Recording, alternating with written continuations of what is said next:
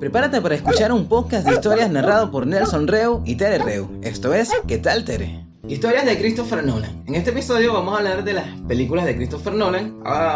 Primero porque Christopher Nolan es un director que sabe muy bien cómo contar una historia, y además porque en muchas ocasiones las personas suelen ver algunas de sus películas y decir que no entienden nada o que no entienden mucho, o también he escuchado la opinión de que se sienten viendo la película como si estuvieran realizando una tarea por el tema que suele ser en algunos casos complejo. ¿Qué tal, Tere? Hola, Nelson. Bueno, Christopher Nolan es este director de Hollywood que ha hecho películas como Inception, o sea, El Origen, la trilogía de Batman, Memento, una de las películas de las primeras que hizo, tal vez no tan conocida, pero es muy buena también. Y últimamente ha hecho algunas películas bastante complejas, como Interstellar, hizo la de Dunker, y luego hizo la más reciente, la de Tenet. Y estas dos películas, Interstellar y Tenet, tienen temáticas muy científicas y que resultan complejas para muchísimas personas. Ya hemos dicho antes que a veces el conocimiento en ciencia, en nuestras épocas, bueno, lo dijo hasta Einstein cuando hablaba de que dependemos demasiado de la ciencia y la tecnología, y realmente muchas personas entienden de eso. De hecho, pareciera que conviviéramos en siglos distintos, o sea, conviviéramos dos siglos distintos. Por una parte tenemos cohetes que van al espacio, empresas como la de Elon Musk, SpaceX y este tipo de cosas, la NASA, en fin. Y por otro lado siguen habiendo personas que aún tienen creencias que parecen de siglos mucho antes, creencias medievales, o sea, creencias en cuestiones más místicas. En fin, el caso es que queremos hablar de estas películas de Christopher Nolan. Tal vez las películas más populares de Nolan han sido las que hizo sobre Batman. Recordemos que hizo una de Batman donde tenía un actor que interpretaba al Guasón, el Joker, que además después de la película el actor murió, Heath Ledger, y que fue una película que fue dentro de la cultura popular muy bien recibida y muy vista. Casi todo el mundo conoce esa película, o todo el mundo que le gusta el cine. Y la película en realidad es muy buena. De hecho, de las adaptaciones de Batman, a personas que no le habían gustado las anteriores porque no les gusta este tipo de cine, estas películas de Christopher Nolan tenían algo distinto. Y eso distinto es que es un director que busca justificar un poco más las cosas, como más realista, y entonces trata de darle una parte o un enfoque más real a las películas, mientras que las otras tal vez eran más de fantasía. Recordemos las películas de Batman de Tim Burton, eran como más un carnaval con los disfraces y este tipo de cosas, y las películas de Nolan parecían más bien una película de acción y una película policial, pero que trataba de justificar, a pesar de que sigue siendo un tema de fantasía, y Christopher Nolan no renuncia nunca a la ficción, siempre trata como de justificar más cada cosa que sucede en sus películas. Y además son películas que tienen grandes guiones. Recordemos también que uno de los que ayuda a Christopher Nolan a realizar las películas es su hermano, que se llama Jonathan Nolan, y que un gran escritor que además tiene una serie, es realizador de una serie muy buena que se llama Westworld, que es transmitida también, que lleva 3 temporadas transmitidas en HBO, y es una gran serie, lo que deja ver que bueno, que son personas que hacen que escriben grandes historias. Y que además en sus películas el personaje tiene un complejo, cada personaje tiene un complejo psicológico que lo hace ver más real todavía. La historia que ellos están contando o tratan de contar. De hecho, cuando se ve El Origen o Inception, que es algo que habla de los sueños, es un tema bastante psicológico. Y es una temática que ha abordado también sí, bastante Christopher Nolan. Sí, porque hablar de los sueños es realmente complejo, y la forma en que ellos los cuentan te hace entender también más o menos de qué se trata y de la complejidad de la mente humana.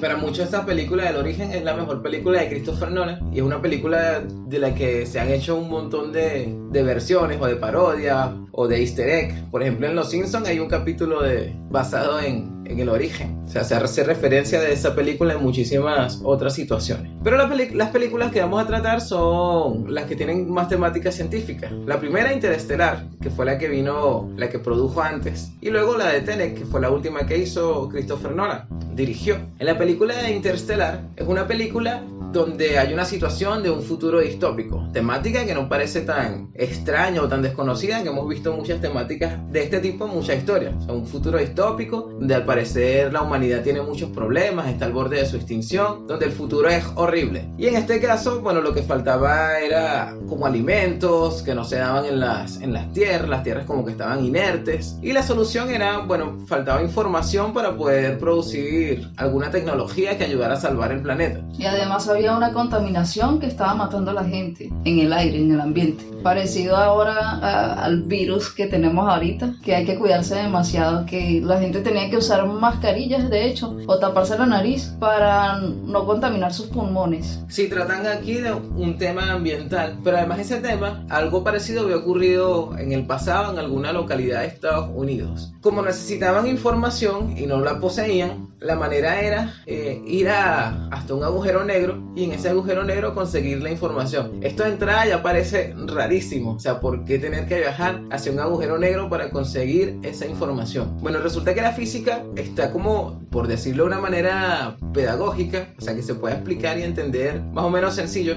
está como dividida en dos partes. Una física que te ayuda a entender todo lo pequeño, o sea, de todas las cosas muy pequeñas, la física de partículas, la física atómica, que es la física cuántica, y una física como que te ayuda a entender todo lo grande, que es la cosmológica, que es la que te ayuda a predecir los movimientos de los planetas, de las cosas grandes. Pero sucede que hay algunos casos donde necesitas una física donde debas aplicar las dos cosas, donde puedas entender, resulta que la física de lo pequeño es también la física a altas velocidades, donde puedas entender qué sucede con cosas grandes, con cosas muy masivas, que tengan mucha masa, porque más que lo grande o el tamaño de la dimensión tiene que ver mucho con la masa, pero que además las velocidades en este lugar sean muy grandes. Y eso sucede en los agujeros negros. Los agujeros negros es un lugar, es un punto muy masivo que contiene mucha masa, confinada en un espacio muy pequeño, y por lo tanto se produce muchísima gravedad. Entonces, cuando se produce gravedad muy alta, los objetos suelen acelerarse demasiado y por lo tanto ir a una velocidad muy alta. Entonces, para explicar qué sucede en estos lugares, no hay una física, no existe una teoría científica que ayude a explicar o que ayude a predecir qué sucede ahí, a saber qué sucede ahí. Entonces, la manera de realizar un modelo teórico para construir una explicación en este tipo de fenómenos, se necesitaría realizar alguna observación, como se ha hecho en el mundo. Cada vez que surge un conocimiento, una teoría, es porque alguien va, observa, realiza la observación, realiza algún experimento, y con esos experimentos, con esos datos, puede formular una teoría o un modelo teórico. Bueno, entonces la manera aquí de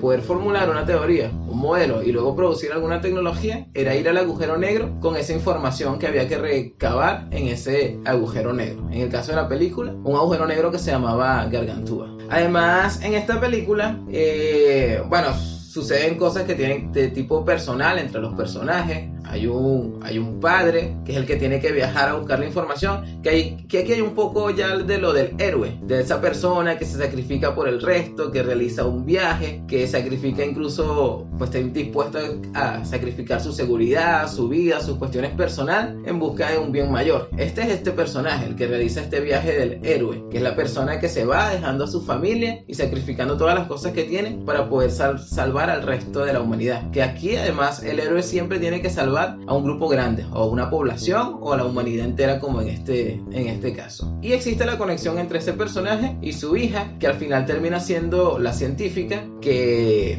logra entender el resultado de lo que se logró investigar. Como ella tiene una conexión con su papá, que es el que va a viajar, y ella tenía una mente brillante, entonces esa conexión le ayudó para que los datos que él encontró en esa investigación que realizó en el agujero negro, ella supiera cómo recibirlos, cómo descifrarlos. Sí, porque no solo cómo trabajarlos, sino entender cuando su padre le estaba hablando de alguna manera, utilizando puentes dimensionales, para entender que eso que ella estaba viendo era un mensaje que le enviaba a su padre, por esa conexión que tenían padre e hijo. Y ella logró modelar esa teoría que ayudó a salvar el planeta, que al final vemos cómo se construye un planeta, un universo totalmente distinto al que conocemos, porque se construye a partir de leyes físicas que no conocemos hasta ahora. Que de hecho se puede ver en la película que antes de que él parta a esta misión, su hija todavía era una niña, pero ya estaban recibiendo el mensaje, y él, estando en la misma habitación que la niña, no logró entender nunca el mensaje, y la niña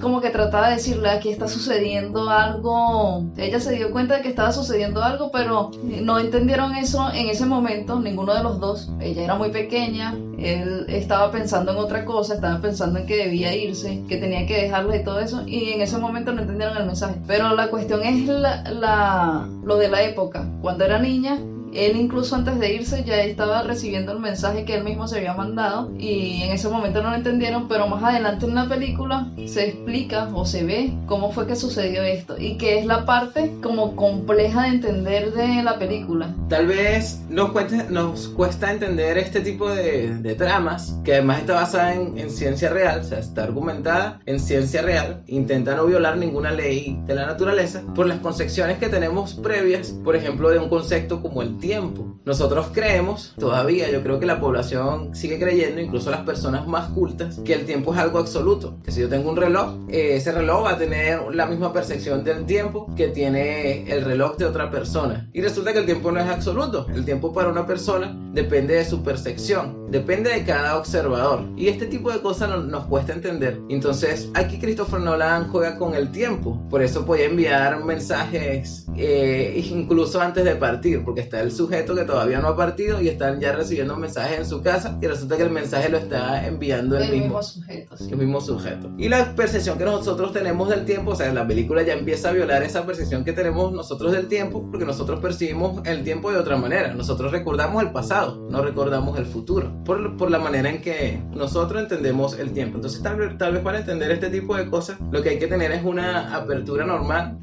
una apertura mental y olvidarse un poco de cómo nosotros percibimos la realidad y los conceptos que nosotros tenemos con respecto a algunas cuestiones como el tiempo, por ejemplo. Y otra de las cosas que hacen en la película no es solamente esta investigación en el agujero negro para dar con algo, sino que estaban buscando como colonizar otros planetas. Para, en el caso de que no lograran salvar la especie humana en el planeta Tierra, entonces poder salvar la especie humana en otros planetas. Que es donde se ve esa mentalidad que tenía el científico, o uno de los científicos de las películas, que parece ser el que lidera todo, de esa visión, esa percepción o esa perspectiva cósmica de la humanidad como una especie que tiene que trascender. Además, en la película vemos cómo el tiempo se ralentiza para personas que se mueven a altas velocidades, que son las personas que se mueven cerca del agujero negro o que están cerca del agujero negro. Resulta que el agujero negro, al ser muy masivo, curva demasiado el espacio y esto hace que aumente la gravedad y por lo tanto aumente la velocidad. O sea que los planetas que están cerca de Gargantúa, que es el agujero en esta película, que se están moviendo a velocidades tan altas que su tiempo cambia, que es lo que decía antes de que el tiempo depende del observador. No era el mismo tiempo para los que están en un objeto que se mueve a tan alta velocidad como ese planeta, que están cerca de Gargantúa, no es igual a la percepción del tiempo que tiene una persona que se encuentra en la Tierra. Entonces vemos cómo los que estaban en la Tierra envejecieron en apenas un par de horas o algo así, en algunos minutos, con respecto a las personas que estaban cerca del agujero negro, que para ellos pasó como una hora y para los que estaban en tierra pasaron años. Esto realmente se justifica en la física real. Yo recuerdo cuando estaba en el cine viendo la película, hubo alguien que comentó, alguien de los que estaba en la sala comentó: se devanaron los sesos haciendo esta película. En realidad se devanaron los sesos los que hicieron estas teorías. Por ejemplo, Albert Einstein, que fue el que desarrolló la teoría de la relatividad, y todos los científicos en los que Einstein se montó en sus hombros o en sus investigaciones para poder desarrollar esta teoría. O sea que no es algo que a Christopher Nolan tampoco se le ocurrió en unos meses dirigiendo y produciendo y escribiendo un guión para una película, sino que es algo que las mentes más brillantes del mundo han estado desarrollando durante años. Y otra cosa interesante de esta película es que con datos reales, además en la película colaboró un físico, Kip Thorne, o algo así se pronuncia el nombre, Kip Thorne, algo así. Y el tipo, bueno, es un físico y ayudó a crear esta simulación del agujero negro que vemos en la película de Gargantúa. Pero como los científicos muchas veces no disponen de tanto presupuesto, y Hollywood sí, el resultado fue tan interesante que arrojó resultados o información que dieron para escribir un par de artículos científicos más. O sea que la película terminó también contribuyendo en la investigación científica. Es decir que esta película no está basada, aunque es una película de ficción. Sí, no abandona la ficción. No está basada... Pero se monta... O sea, no es completamente ficción, sino que está basada en ciencia real. En ciencia real, que es lo interesante. Ciencia ficción no deja de tener muchísima fantasía, muchísima ficción, pero lo que decía antes, Christopher Nolan es un director que le gusta mucho el realismo.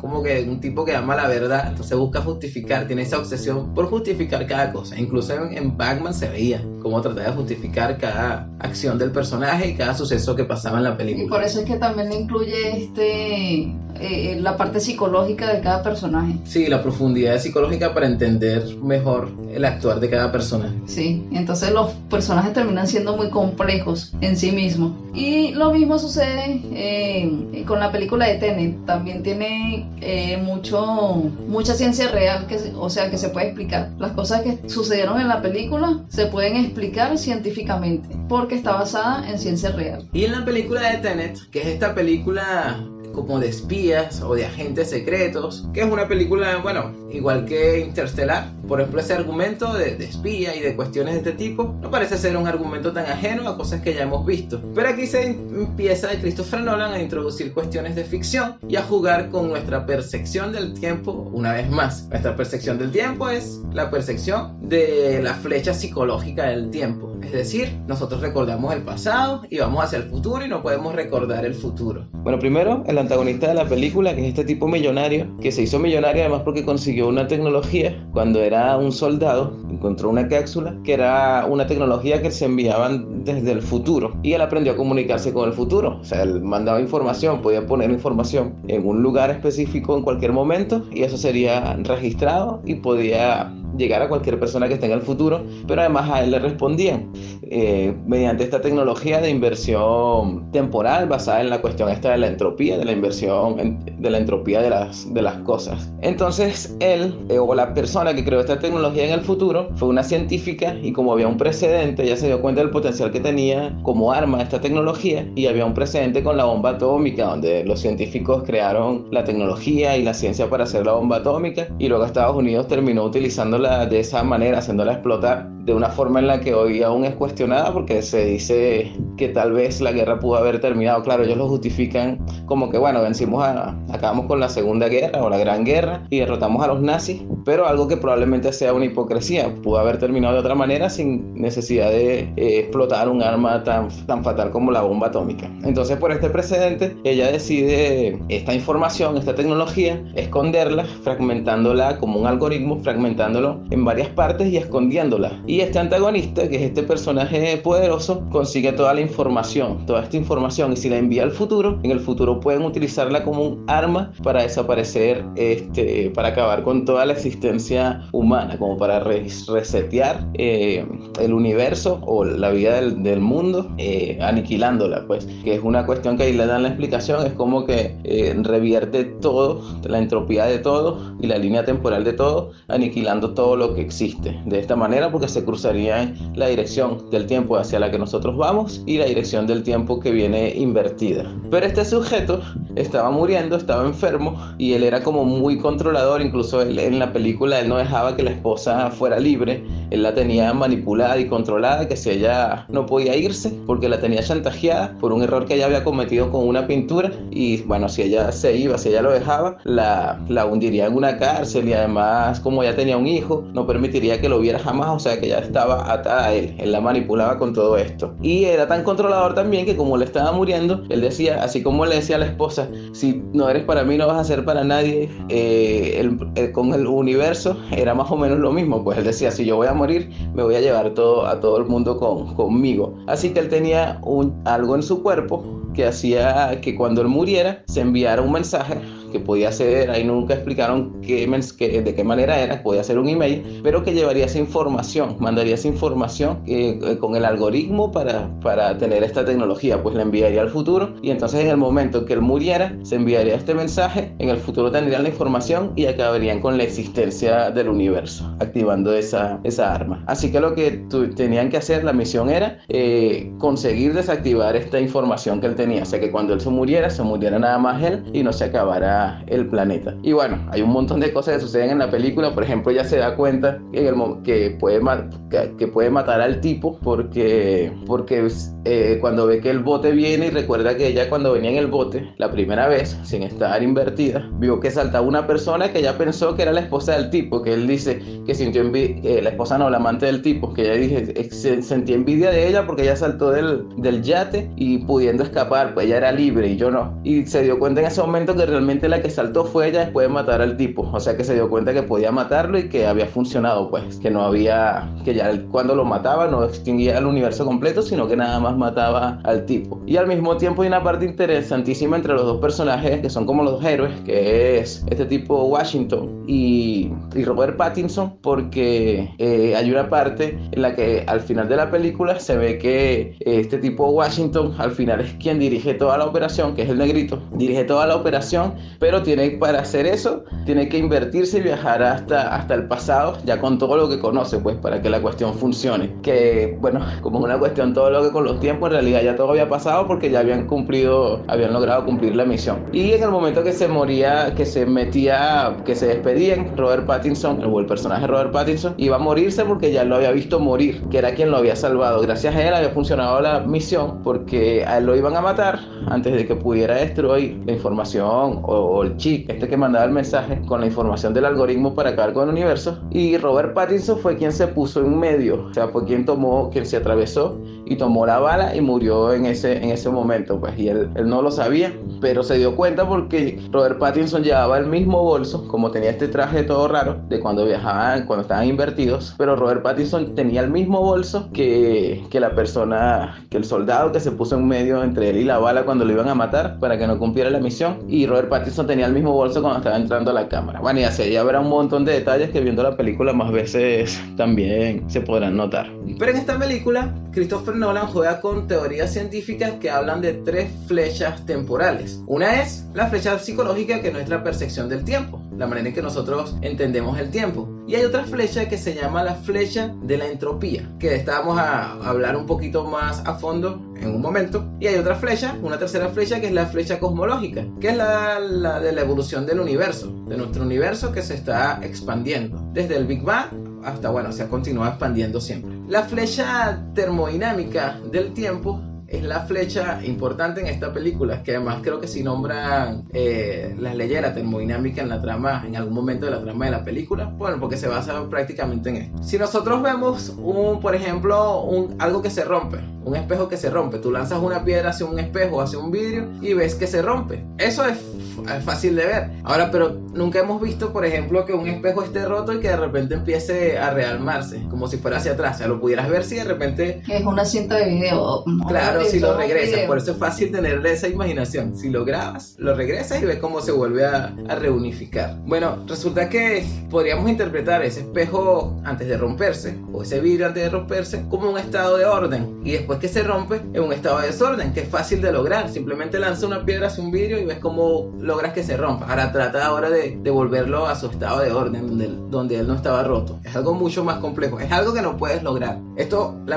explicación científica se encuentra en la segunda ley de la termodinámica, que dice que en el universo todo tiene tendencia hacia el desorden. O sea que vamos de estados ordenados a un universo cada vez más desordenado. Y esto es tan así que si usted quiere ordenar su casa, su habitación, usted se va a poner a ordenarlo, supongamos que la tiene totalmente desordenada, y usted dice, bueno, voy a violar la segunda ley de la termodinámica, voy a ordenar mi cuarto. Resulta que cuando usted ordena su cuarto, y el cuarto queda ordenadito, está bien, pero cuando usted ordena su cuarto, bueno, primero necesita energía. Para tener energía, tiene que comer. Y cuando empieza a moverse, empieza a consumir esta energía, empieza a producir algo que se llama calor. Y el calor es una forma de energía en desorden. Así que usted está lanzando calor al universo, por lo tanto no está dejando todo más ordenado, sino está dejando todo más desordenado. Porque el calor que usted está sacando de su cuerpo, supone mucho más desorden que la acción que usted está haciendo de ordenar en su cuarto. O sea que usted está más bien desordenando en ese momento más el universo, y así todo va tendiendo hacia el desorden. Pero supongamos que viviéramos en un universo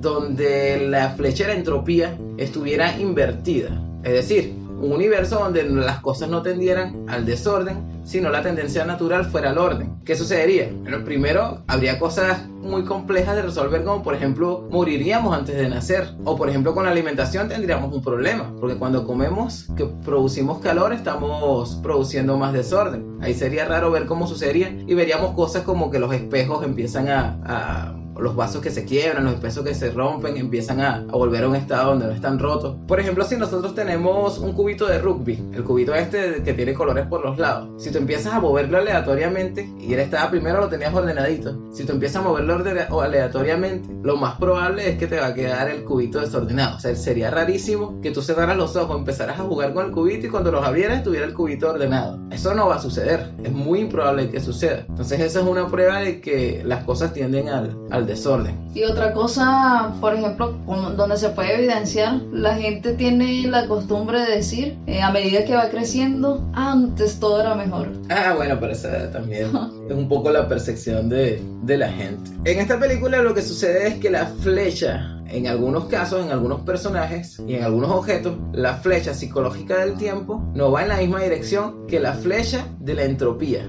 Por lo tanto, esos objetos o esas personas se ven como si fueran hacia atrás en el tiempo. Por eso, para esas personas ocurre primero el futuro y luego va ocurriendo el pasado, porque son los que llaman en la película los invertidos. ¿Qué tal, Tere? Interesante, como siempre. Además, como decía antes, esto tiene mucho que ver con la percepción, con las ideas que ya tenemos nosotros preconcebidas sobre algunos conceptos. Yo recuerdo que tengo una prima que cuando estaba pequeña, ella como que imaginaba que las personas que eran mayores iban a volver a ser niños. Que ella le decía cuando tú seas, que le decía por ejemplo a su abuela, cuando seas niña otra vez. Y entonces vemos como los niños tal vez no tienen esos conceptos que tenemos nosotros, esas ideas que tenemos nosotros ya tan marcadas en nuestra mente. Por ejemplo, esta era del tiempo. Para ella el tiempo no era como que los seres humanos nacemos y vamos creciendo y creciendo y creciendo hasta que nos hacemos viejos, sino al contrario. Sino que para ella podía ser al contrario. O sea, como ya no tenía ya, si le preguntas ahora, ella ahora es una persona de más de 20 años, si le preguntas ahora, eso mismo que ella decía le va a parecer una locura, pero por las ideas que tiene ahora. Y eso sucede con las personas que ven la película, que no la pueden entender porque no se pueden quitar las ideas preconcebidas que ya tienen en su cabeza. Resulta que las leyes de la física no distinguen entre las direcciones del tiempo hacia atrás o hacia adelante. Es decir, que la película no viola las leyes de la física y que esto pudiera ocurrir y que al menos no estaría violando las leyes de la física. Así que tú puedes cambiar la dirección del tiempo en cualquier ley física, cualquier ley de la naturaleza y realmente no la va a afectar. No existe allí una violación de las leyes. Es decir, que lo que ocurre en la película, aunque parezca una locura, no está en ningún momento violando las leyes de la física. Bueno, por eso queríamos hacer este episodio sobre las películas de Christopher Nolan, un poco con la esperanza de que ya el tema no fuera tan complejo, pero bueno, yo creo que la reflexión sería en que no tratáramos de entender las cosas desde nuestra perspectiva, desde nuestras creencias, desde nuestros conceptos ya preestablecidos, sino de que tuviéramos esa apertura mental. Y pues en estas dos películas, tanto en Interstellar como en Tenet, hay que tener concepciones del tiempo mucho más abiertas y renunciar a las cosas que nosotros creemos que son tal cual como las hemos entendido toda la vida y abrir la mente y pensar que pueden ser de otra manera distinta, y así tal vez sea más sencillo entender lo que está ocurriendo en estas películas. Por lo menos ya sabemos que la ciencia que se utiliza en estas películas es ciencia real, que el tiempo no es absoluto, sino que depende de cada observador, y que un observador que va más rápido, que se mueve más rápido, para él el tiempo puede pasar mucho más lento, y que para una persona o un objeto que tenga la flecha termodinámica del tiempo invertida, él estaría como, en lugar de moviéndose del pasado hacia el futuro, él estaría moviéndose del futuro hacia el pasado. ¿Qué tal, Tere? Interesante, como siempre. Y que además no conocemos todo. Creemos que sabemos muchas cosas